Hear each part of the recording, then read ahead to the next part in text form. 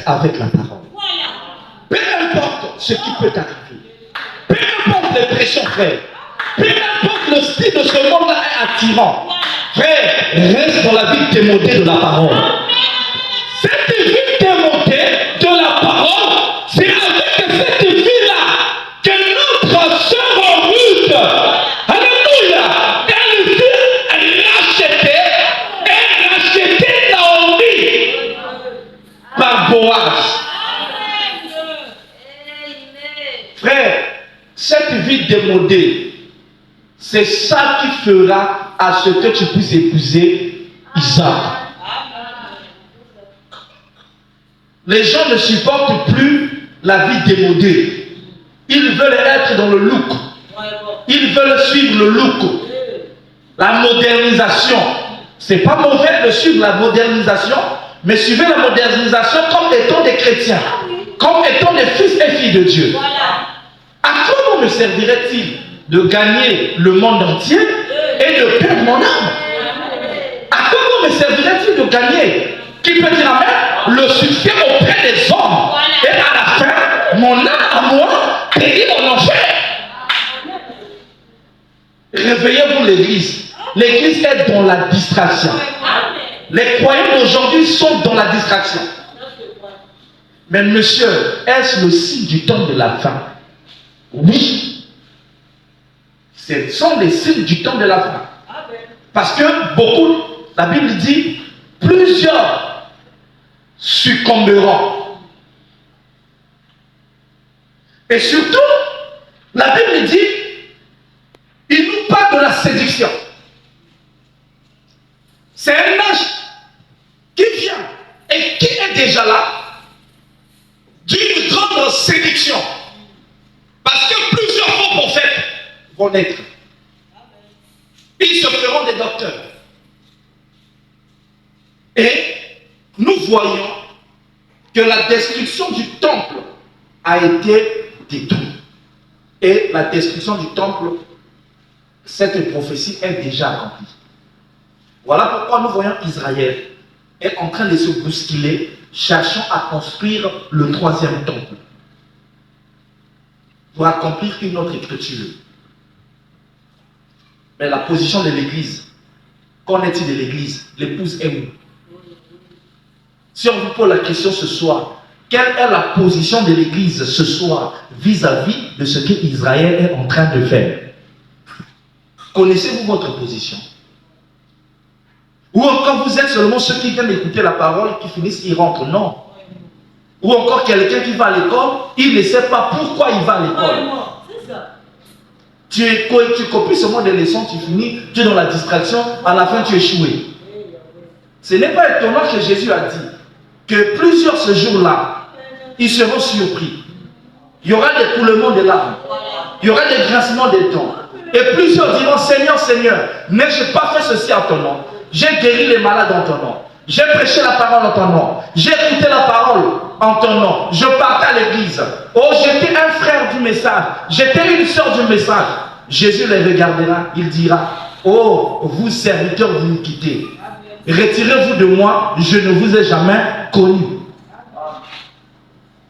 Je ne vous ai jamais connu. Et c'est là où frère Branham dit, il y aura au jour du jugement, il y aura la désillusion.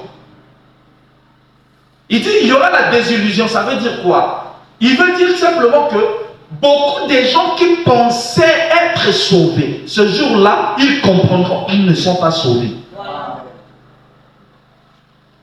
Il y a des gens qui perdent leur temps dans les églises. Frère, je veux un chrétien, quelqu'un qui est libre. Un chrétien doit être libre.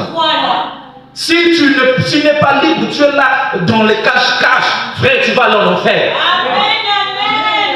Un chrétien doit être libre. Laisse que les frères connaissent tes défauts. En connaissant tes défauts, on va t'aider dans la prière. Ne viens pas nous oublier ici que tu es un frère, que tu es une soeur, au fond que tu es un soi-disant. Voilà pourquoi les hypocrites sont dans le message. Il y en a tellement trop, frère. Je suis fatigué des hypocrites. Je suis fatigué de voir autour de moi les frères hypocrites, des sœurs hypocrites. À quoi bon me servirait-il de gagner beaucoup de frères et de sœurs, mais à la fin je me retrouve avec personne? Frère, aimez la correction. Vous devrez aimer la correction. Dites Amen. Ceux qui croient disent encore Amen.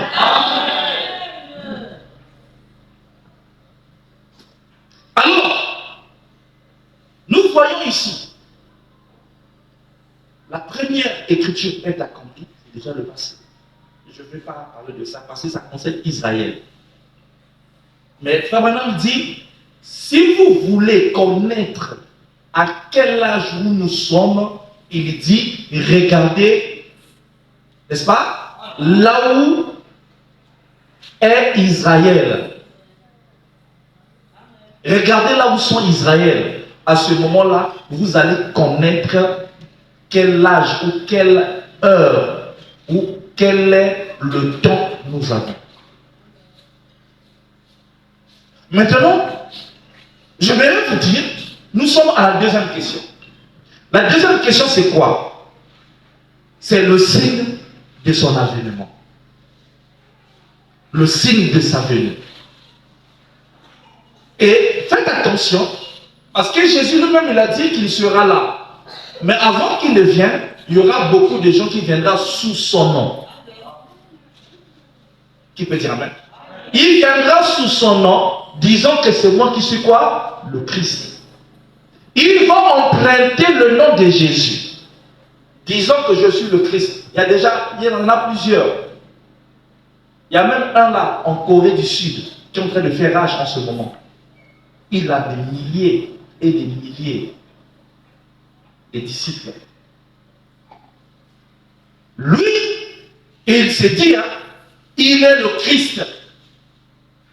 Et les gens se bousculent. Et il dit au nom des chrétiens. Alors, nous vivons au temps de la séduction. La séduction est tellement grande. Et si elle était tombée, c'est parce qu'elle n'avait pas la connaissance de la parole. Voilà pourquoi elle est tombée. La séduction. Donc, Dieu tient sa parole. Frère Branham dit au paragraphe 52. Et le temps est venu où les choses là se sont produites. Que le monde se donnerait des docteurs ayant de la démangeaison d'entendre des choses agréables et que la vérité sera rejetée et on se tournerait vers des fables. Et puis là, c'est ce qu'il dit. Prêche la parole. Tiens-toi à la parole. S'il y a une chose que moi, Branham, j'ai essayé de faire, c'est de m'en tenir à la parole éternelle de Dieu. Donc ici, même le prophète, en son temps, il est conscient. Nous sommes en train de vivre dans un temps où, qui peut dire Amen, le monde se donnerait des docteurs. Tout le monde va vouloir enseigner la parole. Ce n'est pas étonnant que nous voyons aujourd'hui à plusieurs églises. Les églises maintenant naissent n'importe comment. Oh, l'église Mosme Basika, l'église Bénédé. L'église Mosme Fonka, Bénédé, pour la parole. Des faux docteurs. Et les gens auront la démangeaison d'entendre des choses agréables. Ils vont chercher à écouter des paroles qui ne leur condamnent pas. Ils vont aimer qu'on leur enseigne sur l'argent, comment gagner de l'argent, comment vivre dans le mariage. Attendez, nous n'en avons pas besoin, bien que cela est nécessaire. Dites Amen. Au ciel là-bas, il n'y a pas de mariage. Au ciel là-bas, il n'y a pas des affaires d'argent. Le ciel là-bas, ça nécessite le Saint-Esprit. Remplis-nous cet esprit. C'est ce que l'ange Gabriel veut voir. C'est ce que Michael veut voir. Tu peux avoir ton argent, tu peux avoir tes biens, arriver devant la porte du ciel, l'ange Gabriel ou Michael va faire sortir son épée, peut-être. Avec ça, tu vas aller avec Saoul. Même seulement quand on va te jeter là, à Nanga ici, tout ce que tu portes, ça reste. Tout ce que tu fais sera pris par quelqu'un d'autre. Mais toi-même qui as travaillé, tu n'iras pas avec. Alors, la Bible dit, ici, tiens-toi la parole.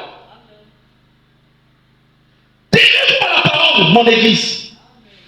Gardez la parole de Dieu. Elles sont esprit, elles vivent. Gardez la parole dans chaque chose que vous faites. Parole d'abord. Dieu d'abord. Le reste après. Ce que je veux faire, est-ce que la parole m'autorise? Voilà. Ce que je veux faire, moi je n'écoute pas le pasteur de la télévision.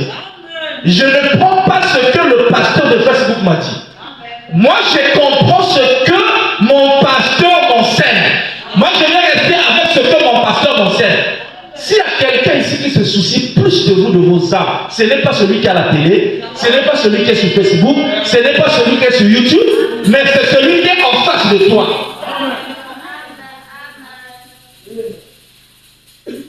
Si c'est la vérité, dites Amen. C'est celui qui est en face de toi. Il te suit, il te connaît. Il connaît tes besoins. Il connaît tes faiblesses. Il connaît si tu es vraiment vrai ou faux. Il connaît. Même si vous ne me voyez pas, je connais déjà qui vous êtes. Je sais que cette soeur-là, elle quand même ça va un peu. Celle-là, oh, ça va pas. Oh, celle-là, oh, ça va, je connais un peu. Oh, le frère-là, quand même, ça va. Celui-là, oh, non, ça ne va pas. Celui-là, oh, apparemment, non. Qui peut dire Amen? Frère, nous avons reçu un prophète. Le prophète de Dieu est venu. Il est venu nous donner le conseil de Dieu. Quelqu'un qui dit, je vous ai donné tout le conseil de Dieu. Ça veut dire que Dieu n'a plus d'autres conseils à vous donner. Et donc il a pris tout ce que Dieu avait là pour cette génération. Il est venu, il nous a donné. Quelqu'un qui quitte, je ne sais pas où, il dit non, Dieu a tort, le messager de votre temps a eu tort. Comprenez que c'est l'Antichrist. Dites Amen. Alors, donc le temps est venu où les choses là se sont produites, que le monde se donnerait des docteurs.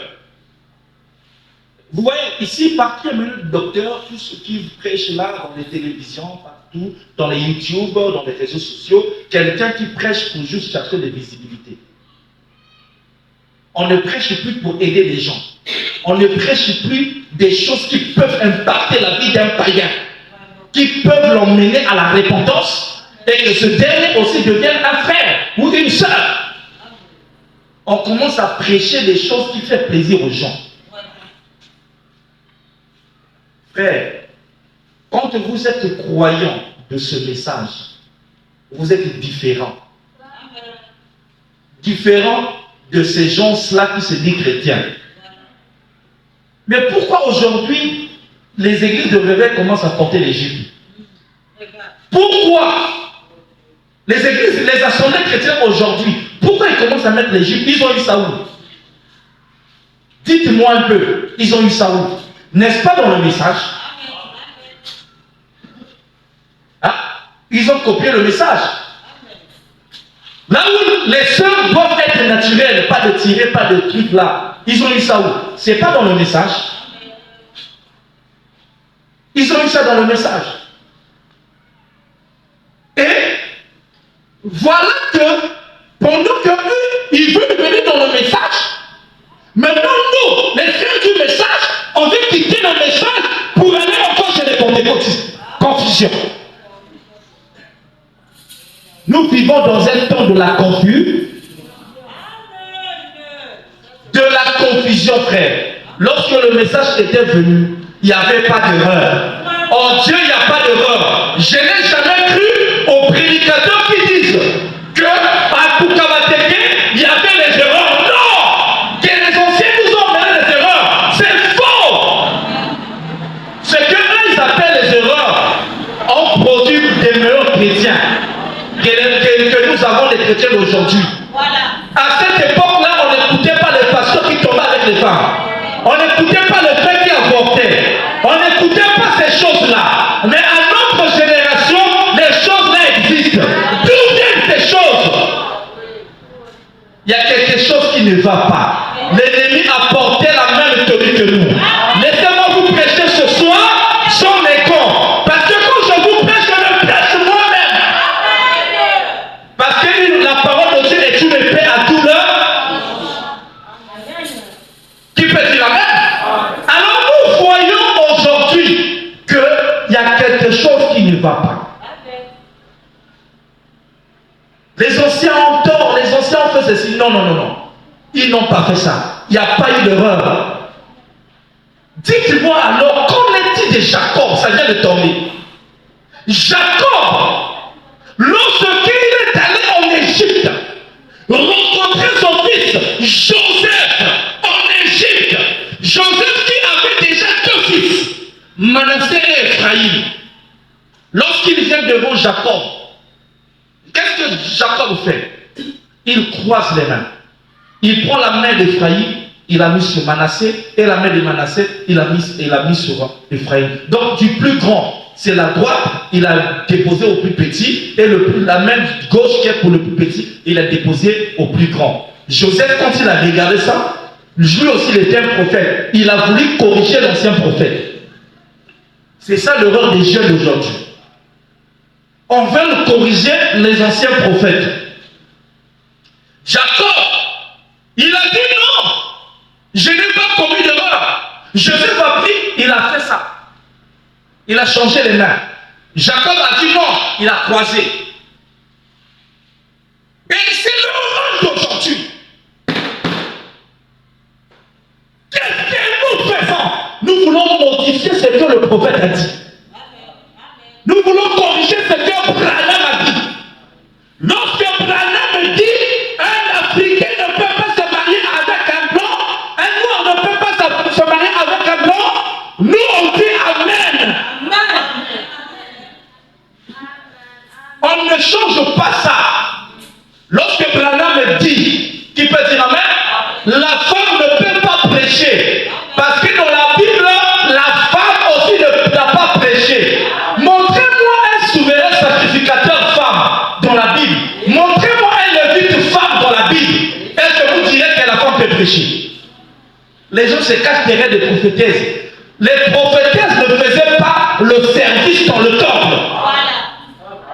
Ils ne faisaient pas le service dans le temple. Le service dans le temple était gardé uniquement aux sacrificateurs. Amen.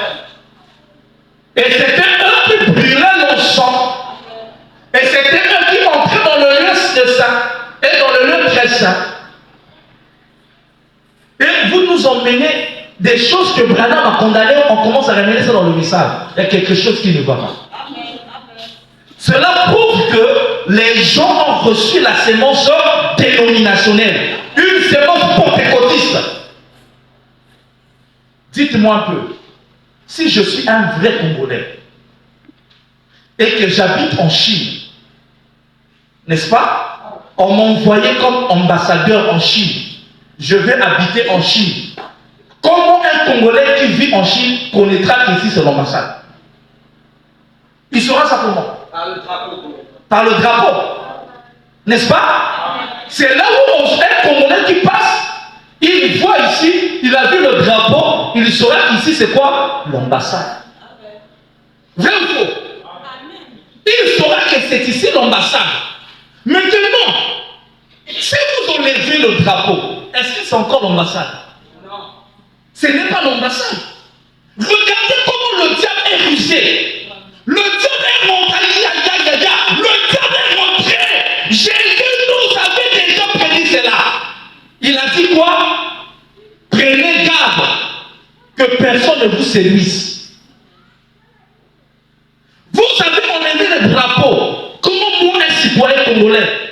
Je viens au Chine, je vais connaître c'est ici mon ambassade. Et le photo que vous voyez ici, c'est ça nos drapeaux. Je n'ai pas besoin d'avoir une écriture pour ça. Je n'ai pas besoin d'avoir une citation sur ça.